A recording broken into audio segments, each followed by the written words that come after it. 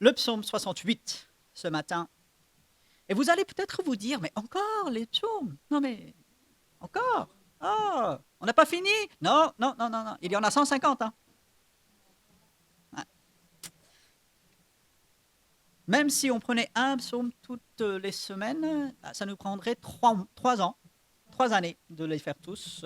Bon, ne vous inquiétez pas, on ne les prendra pas tous. Déjà, vous avez constaté qu'on en a sauté plusieurs. Non pas qu'ils n'étaient pas intéressants, non pas qu'ils n'avaient rien à dire, au contraire. Mais voilà, on avance petit à petit. Et ce matin, le psaume 68, nous allons nous concentrer sur le milieu de ce psaume. C'est un psaume de David. Alors, il est plus long que ce que nous avons habitude de voir, d'examiner. N'ayez crainte, je ne vais pas lire les 36 versets de ce psaume. Par contre, on n'est pas à l'école et pourtant je vais vous donner un petit devoir, un petit travail à la maison. Je vous encourage cet après-midi même, et même demain, dans la semaine, de lire ce psaume. Lisez ce psaume et demandez à Dieu donc de vous éclairer et de vous montrer ce qu'il a pour vous. Je suis convaincu qu'il a certaines choses pour nous ce matin à travers ce psaume. Alors, le psaume 68, psaume de David, comme nous avons vu très, très souvent jusqu'à présent, au chef des chantres de David, psaume cantique. Et la plupart des commentateurs, et même si vous avez des notes dans votre Bible, ben, ça va vous diriger dans ce sens, c'est peut-être au moment où David il va faire entrer l'arche de l'Alliance à Jérusalem. Vous savez, c'était un grand moment de joie. Enfin, là où Dieu se révélait, là où finalement la présence de Dieu était, venez à Jérusalem, à la place que David avait préparée pour cette arche. Et donc, on suppose que c'est à ce moment, c'est fort probable. Après, on peut penser à d'autres moments où David, lui, il était dans la joie et où il a pu louer, écrire quelque chose pour le Seigneur. Alors, il y a différents éléments qui font qu'on pense que c'est à ce moment-là. Mais ce que je trouvais assez intéressant, en lisant ce psaume, en méditant là-dessus, c'est qu'on a la tentation, parfois, on peut tomber dans le piège, de croire que ces psaumes sont seulement pour un moment spécifique. Et si notre vie ne correspond pas plus ou moins à ces moments, en fait, le psaume, bon, il est bien, c'est la parole de Dieu, il est utile quelque part, mais ce n'est pas trop pour moi en ce moment parce que moi, je passe pas par les choses par lesquelles David était, je ne suis pas dans la circonstance. Et en fait, c'est une erreur dans laquelle bon, on peut tous tomber. Moi-même, je peux tomber là-dedans. Et comme avec tous les psaumes, il faut se sentir hautement concerné par ces psaumes, même si on ne peut pas s'identifier dans tous les points aux circonstances, même aux sentiments que David avait à ce moment-là. Alors, on va regarder brièvement le début de ce psaume, parce que David s'élance tout de suite sur Dieu. Dieu se lève, ses ennemis se dispersent. Ils sont chassés, les ennemis de Dieu ne tiennent pas, c'est l'idée. Et puis ses adversaires fuient devant sa face.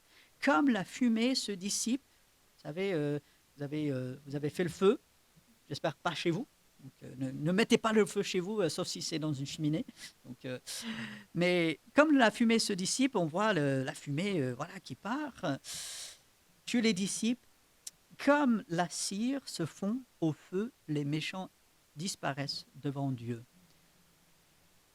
Alors, tous les ans, lorsque j'étais plus jeune, enfin pratiquement tous les ans, on avait ce qu'on appelle une bougie de l'Avent. Et on commençait le 1er décembre. Et tous les soirs, avec ma famille, avec mes frères, donc on avait ça, je pense, l'année dernière, nous, on a fait ça. Cette année, on a fait un peu différemment. On avait quand même des bougies, mais bon, on a fait un peu différemment. Euh, et à chaque fois, bon, on allumait des bougies et quand on les éteigne, enfin, quand on souffle dessus, qu'est-ce qui se passe?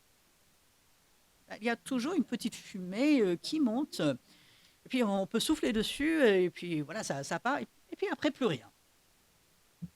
Et c'est ça l'idée.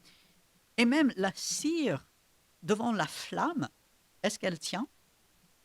Ah non, elle coule, elle fond, et puis elle fait place à la flamme. C'est la flamme qui a le dessus. Et ici, cette image que Dieu, puisqu'il est le Tout-Puissant, comme nous avons vu depuis le début du livre des psaumes, il gère tout, il est au-dessus de tout. Ses ennemis, seuls ceux qui veulent lui résister, en fait, ils n'ont aucune chance. Non, pas d'espoir pour eux de tenir. Et c'est rassurant ça. Parce que s'ils ne peuvent pas tenir devant Dieu, et nous sommes du côté de Dieu, ils ne tiennent pas devant nous non plus. Les ennemis de Dieu, en fait, ne tiennent pas devant nous. Et voilà pourquoi le verset 4, les justes se réjouissent, ils triomphent devant Dieu. Ils ont des transports d'allégresse. Alors, cette phrase, des transports d'allégresse, ils sont portés comme par cette louange, ce remerciement, cette adoration. C'est formidable. Chantez à Dieu, célébrez son nom, préparez même, frayez le chemin à celui qui s'avance à travers les plaines. L'Éternel est son nom, réjouissez-vous devant lui. Et là, c'est tellement incroyable. Le Père des orphelins, le défenseur des veuves, c'est Dieu dans sa demeure sainte. Dieu donne une famille à ceux qui étaient abandonnés. Il délivre les captifs et les rend heureux. Ah, ça, c'est notre Dieu. Et comme nous pouvons dire avec d'autres versets dans la parole, voici notre Dieu, il sera notre Dieu jusqu'à la fin. Ça continuera. C'est Dieu qui fait toutes ces choses. Mais la fin du verset 7 nous rappelle que les rebelles seuls habitent des lieux arides. En fait, ils sont loin de Dieu.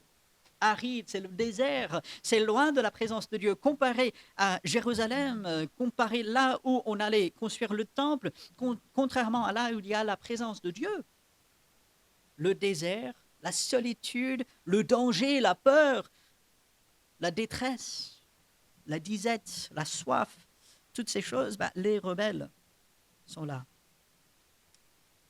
Et à partir du verset 8, David se lance dans un peu un retour dans l'histoire de ce que Dieu il a fait déjà à la sortie d'Égypte, sur le mont Sinaï, dans des combats. Et puis au verset 18, les chars de l'Éternel, donc son armée, se comptent par 20 000, par milliers et par milliers. C'est la façon de David de dire, en fait, on ne peut pas les compter. Il faut donner un chiffre, mais essayez de compter l'armée de Dieu. Essayons de compter les étoiles. Est-ce qu'on arrive à compter les étoiles? Bon, certains scientifiques vont dire, oui, on arrive à identifier, mais en fait, on est toujours en train d'identifier de nouvelles étoiles.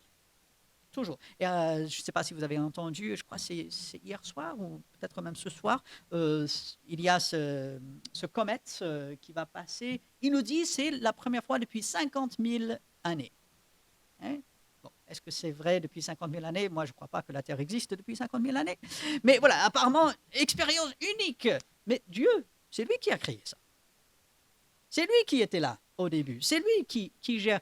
Et David, il se rend compte, du côté de Dieu, il y a tout. L'armée de Dieu, ceux qui sont à lui, ceux qui le servent, ceux qui finalement mènent ces combats, sont innombrables. On ne peut même pas les compter. C'est milliers, des myriades.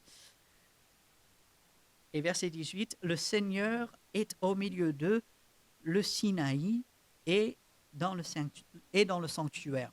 Dieu, il est prêt.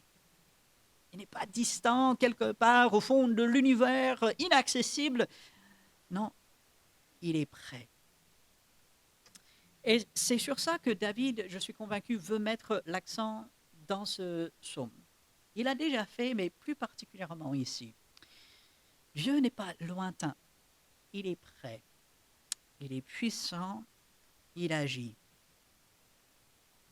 Et c'est au milieu de tout ceci que nous tombons sur le verset 19. Et je ne sais pas vous, mais je trouve tellement curieux de tomber sur ce verset 19 tu es monté sur la hauteur, tu as emmené des captifs, ou littéralement, tu as captivé la captivité, tu as emmené captif la captivité, tu as reçu des dons pour l'homme. Est-ce que ça vous dit quelque chose? Ça vous rappelle un autre verset qui reprend ce verset? Si vous avez une chaîne de référence, si vous avez des envois, Éphésiens chapitre 4, Paul, il va utiliser ce verset spécifique pour parler de Jésus-Christ et du fait que lui, il est monté dans les hauteurs, c'est-à-dire il est monté auprès de Dieu, il a reçu de son Père et il a donné des dons aux hommes. Je crois fermement que Paul, il a raison, que l'épître aux Éphésiens est inspiré et parfaitement Dieu, parfaitement parole de Dieu, parfaitement vrai. Mais je dois vous avouer que je regarde le psaume 68 et je dis, mais Paul, comment est-ce que tu es allé chercher ça là? Honnêtement, vous lisez le psaume 68, est-ce que vous avez une idée de Jésus-Christ? Non. Dieu va révéler cela plus tard. Mais on vient ici au psaume 68, ce verset 19, David, lorsqu'il écrit pour le peuple d'Israël dans cette louange, dans cette adoration, il est dans la joie, il dit, Dieu, toi, tu es monté sur la hauteur. Il pense à cette montagne de Sinaï, fumant, avec des éclairs, avec le grondement qui est là, le tonnerre. Tu es monté sur la hauteur, tu as emmené les captifs, tu as captivé la captivité, c'est-à-dire Dieu, il gère tout. Rien ne lui échappe. Il peut même captiver ce qui, pour nous, semble ingérable. Ce qui est au-delà de nos capacités, au-delà de notre gestion, là, Dieu peut. Et lorsqu'on réfléchit à cela, et que en Jésus-Christ, toutes ces choses ont leur réalité, que Jésus-Christ, il agit en notre faveur. Quelle joie! Et lorsque, dans la semaine, je suis confronté à des situations complexes, lorsque moi, je semble être parfois prisonnier, vous savez, on dit parfois on est prisonnier des circonstances, des choses qui nous arrivent et voilà, on n'y peut rien. Qui peut? Ah, c'est Dieu. Qui a déjà emmené captif la captivité? Ah, c'est Dieu.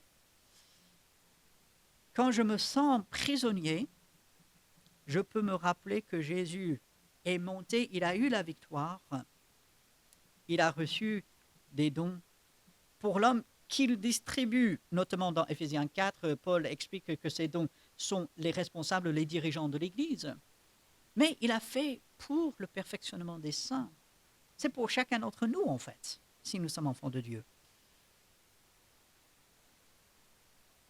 Et alors que peut-être je peux sentir par moments être prisonnier, prisonnière, enfermé, pas libre de mes mouvements, même peut-être parfois même pas libre de mes pensées, je peux me réfugier dans ce passage et dire oui, Dieu, tu le sais déjà.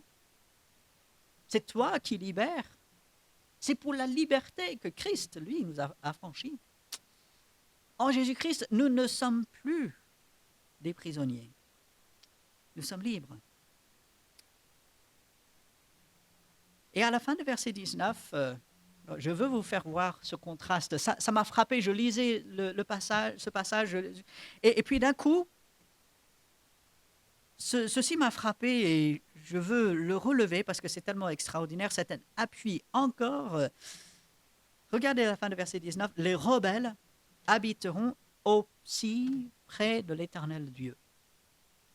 Quoi? Alors, et là, on va revenir au verset 7. Où est-ce que les rebelles sont censés habiter? Dans le désert, dans les lieux arides. Où est-ce que Dieu envoie les rebelles? Eh bien, dans les lieux arides, dans le désert. Mais, verset 19, les rebelles habiteront aussi près de l'Éternel. Mais comment est-ce possible? La question est juste. Comment est-ce possible? Dieu, il est saint. Et on voit que ce n'est pas du tout ça. Alors, comment est-ce possible que des rebelles habitent près de Dieu? Par eux-mêmes? Non. Et comment est-ce que nous habitons près de Dieu? Par nous-mêmes? Non. David apporte ici une preuve extraordinaire de la grâce de Dieu. Par eux-mêmes, les rebelles sont loin de Dieu. Les rebelles sont dans les lieux arides. Mais qu'est-ce qui peut les approcher? Même David, il avait déjà dit dans les psaumes, qui peut s'approcher de Dieu? Qui peut s'approcher de la montagne sainte? Celui qui a des mains pures, mais qui les a? Celui dans la bouche duquel il n'y a pas de fraude, ben, qui peut dire cela? Qui peut dire, je me suis lavé de mon péché, j'ai plus de péché? Qui peut dire ça, à part celui qui a été lavé par Jésus-Christ? Qu'est-ce qui fait la différence ici? Un verset qui dit les rebelles, ils sont loin. L'autre verset dit, en fait, ils habitent près de Dieu. C'est Jésus-Christ. Et certes, David ne comprenait pas qu'il parlait de Jésus-Christ. David n'avait pas d'idée qu'il prophétisait même, comme dit le livre des Actes, sur Jésus-Christ. Mais il savait que Dieu interviendrait. Et ce changement extraordinaire, ce rapprochement de Dieu, en fait, c'est ce que nous annonçons. Nous n'annonçons pas simplement une amélioration de la vie. Comme nous disons souvent, il est impensable de dire « Venez à Dieu et tous vos problèmes seront réglés ». De grâce, ne dites jamais ça. Et si jamais vous entendez dire cela, ben, reprenez ces personnes. Dites-leur avec beaucoup d'amour, mais avec beaucoup de fermeté, vous avez tort. Mais venez à Dieu pour être réconciliés avec Dieu. Approchons-nous de Dieu, Dieu s'approche de nous. Et lorsque nous pensons au peuple d'Israël qui était si rebelle, n'est-ce pas? Continuer dans leur péché. Et pourtant, Dieu, il les a fait approcher. Il les aimait toujours. Et cela est encore vrai aujourd'hui. Comment est-ce que les rebelles peuvent habiter près de l'éternel Dieu? C'est pas possible. Sauf en Jésus-Christ. Sauf par la conversion. Et voici ce que nous annonçons. Et lorsque nous pensons à cela, comment ne pas suivre cela avec le verset 20? Béni soit le Seigneur chaque jour. De se rendre compte que Dieu fait approcher des rebelles. Dieu fait approcher des gens que les autres diraient « Ah non, il faut les garder à distance. Ah non, ils ne le méritent pas. Non, c'est plus la peine, plus d'espoir. Ils sont allés trop loin. » Mais Dieu les rapproche par Jésus-Christ et il sauve quiconque place sa foi en Jésus-Christ. Et donc, béni soit le Seigneur. Béni soit Dieu, ça doit être sur notre bouche, jour après jour. Béni, exalté, élevé, qu'il soit glorifié, parce que c'est lui qui fait cela. Et puis, ce verset 20 pose un petit problème d'interprétation, même de traduction. Parce que dans notre traduction, si vous regardez, béni soit le Seigneur chaque jour, quand on nous accable, Dieu nous délivre. Et déjà, c'est formidable. Gloire à Dieu. Quand on nous accable, et on peut avoir le sentiment qu'on nous accable beaucoup, on nous en met une couche, on rajoute. Et puis, c'est pas qu'aujourd'hui, ça va être demain, et ça a été hier, et voilà, on en met, on remet, on nous accable, on met sur nous un pesant fardeau. Qu'est-ce que Dieu fait? Est-ce que Dieu rajoute à ce fardeau? Qu'est-ce que Jésus a dit? Venez à moi, je vous donnerai du repos, tranquillité. Mon fardeau est léger. Mon joug, il est doux. Dieu nous délivre, il enlève. Mais une autre façon de tourner cette phrase de ce verset, c'est béni soit le Seigneur, tous les jours, il nous comble. Et en fait, l'idée derrière le verset, c'est tous les jours, on en met sur nous. Et du coup, certains ont, comme notre traduction, on traduit des personnes nous accablent, ils mettent un fardeau, mais Dieu nous délivre. Alors que on pourrait traduire, et certaines traductions le font, Dieu, il nous comble, et bon, ils ajoutent bienfaits, des bienfaits. Tous les jours, et c'est confirmé par d'autres passages des Écritures, tous les jours, Dieu nous comble. Finalement, Dieu, il en ajoute, mais en fait, ce sont des bénédictions. Sa miséricorde se renouvelle jour après jour. Et c'est Dieu qui nous délivre, c'est Dieu qui fait cela. Et puis verset 21, Dieu est pour nous le Dieu des délivrances. Lorsque nous nous sentons prisonniers, lorsque on se dit je ne peux plus rien, je suis enfermé, je ne peux pas, qu'est-ce que Dieu fait? Il est le Dieu des délivrances. Il secourt, comme nous avons vu dans le verset tout au début du culte, notre secours vient de l'Éternel qui a fait les cieux et la terre. Et de voir ce lien avec ce que Dieu a fait et fait pour son peuple dans ce psaume 68, de voir également en Jésus-Christ la délivrance, pas simplement physique, mais la délivrance du péché qu'il y a. On comprend pourquoi David a mis tant de versets à dire gloire à Dieu. Merci Seigneur.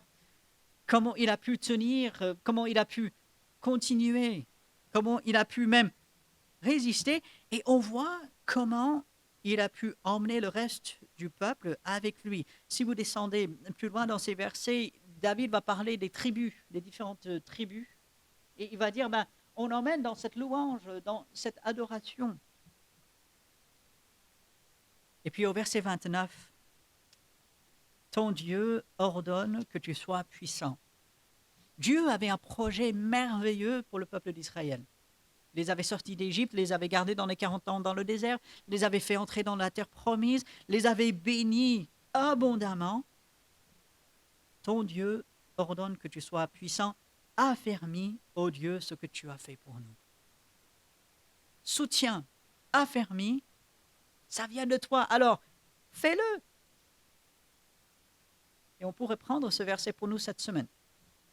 Affermis, ô Dieu, ce que tu as fait pour nous. Et puis, parce que Dieu est tellement grand, toute la terre le reconnaît, toute la terre lui apporte louange et gloire. Et puis nous descendons au verset 35, rendons gloire à Dieu, sa majesté est sur Israël et sa force dans les cieux. Dans ton sanctuaire, ô Dieu, tu es redoutable. Le Dieu d'Israël donne à son peuple la force et la puissance. Béni soit Dieu. Oui, David était dans un moment de joie, de reconnaissance. Si on place ce psaume au moment où l'arche était emmenée à Jérusalem, placée à l'endroit où David avait préparé pour lui, oui, on peut dire c'est normal, on est entraîné avec la joie, c'est formidable.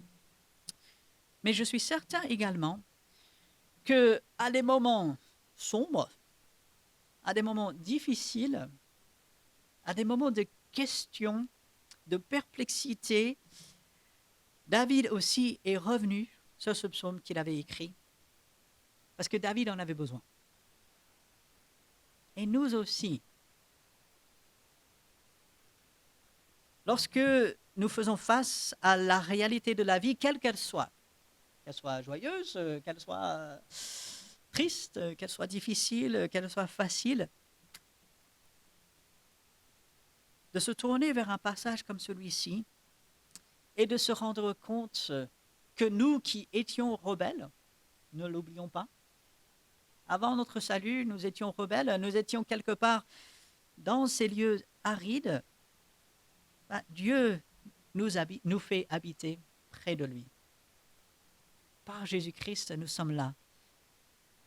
Et Dieu agit en notre faveur. Et jour après jour, Dieu, il nous aide. Il nous délivre.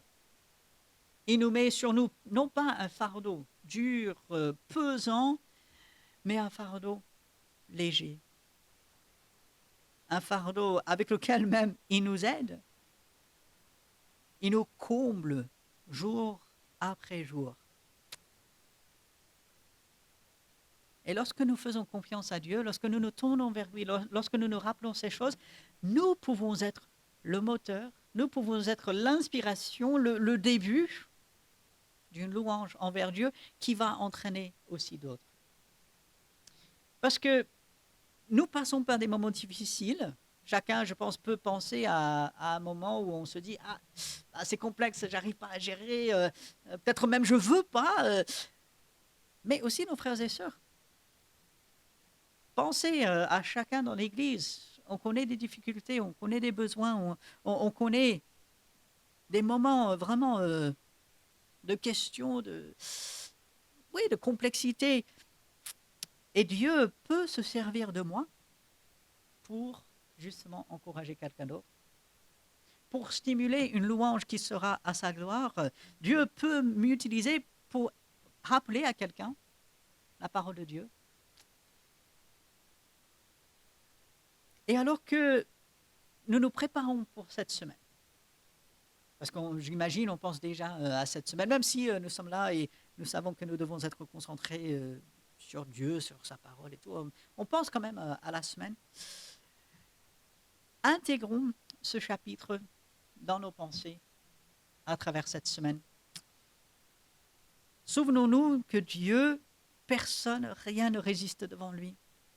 Nous sommes du côté de Dieu, alors nous avons la victoire. Et que Dieu nous fait approcher par Jésus-Christ, c'est merveilleux. Il agit en notre faveur. Et demandons-lui d'affermir ce que lui, il a commencé. Paul, il fait encore écho de cela dans l'Épître aux Philippiens. Je suis convaincu que celui qui a commencé cette bonne œuvre en vous va la parfaire, la rendra parfaite jusqu'au jour de Jésus-Christ. Et alors, nous pouvons terminer notre semaine. Ce serait une bonne façon de la terminer. Le Dieu d'Israël donne à son peuple la force et la puissance. Béni soit Dieu. Je vous encourage jusqu'à la fin de cette semaine de garder ce chapitre en tête et à la fin, vendredi, samedi, du moins avant dimanche prochain, de revenir sur ces versets et de demander à Dieu de vous garder dans cette optique. Béni soit Dieu, quoi qu'il arrive. Des choses que je comprends, des choses que je ne comprends pas. Mais Dieu est à l'œuvre. Jésus-Christ est monté sur la hauteur. Lui, il a emmené captif la captivité. Nous ne sommes plus prisonniers. Nous avons reçu des dons de sa part. Nous sommes près de Dieu par Jésus-Christ. Demandons à Dieu d'affermir ce que lui, il a commencé et il le fera pour sa gloire. Passons quelques instants dans le silence devant le Seigneur pour justement demander son aide, pour lui remettre toutes choses, pour être dans le silence devant lui, être à son écoute encore aussi. Passons ces quelques instants et après je terminerai par une prière.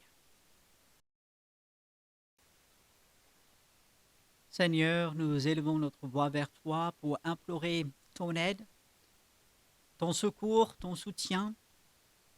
Nous demandons à ce que tu affermisses ce que toi tu as commencé, cette bonne œuvre que tu as commencé en nous, que tu es en train de parfaire jusqu'à ce que tu reviennes. Seigneur, aide-nous, fortifie-nous. Merci qu'avec toi, nous avons la victoire. Avec toi, nous sommes proches de Dieu. Avec toi, nous ne sommes plus prisonniers. Tu nous as affranchis. Tu agis en notre faveur. Tu nous rends la joie, Seigneur. Nous sommes de ton côté et ainsi, nous avons la victoire. Aide-nous à nous en rappeler. Aide-nous à vivre en conséquence, Seigneur. Aide-nous à te dire merci jour après jour pour tous tes bienfaits. En ton nom. Amen. Je vous laisse avec ces versets de l'apôtre Paul aux chrétiens d'Éphèse en Actes chapitre 20, verset 32. Maintenant, je vous recommande à Dieu et à la parole de sa grâce, à celui qui peut édifier et donner l'héritage avec tous les saints. Alors que le Seigneur bénisse chacun qui utilise sa parole en nous pour sa gloire. Saluez-vous les uns les autres, que Dieu vous bénisse.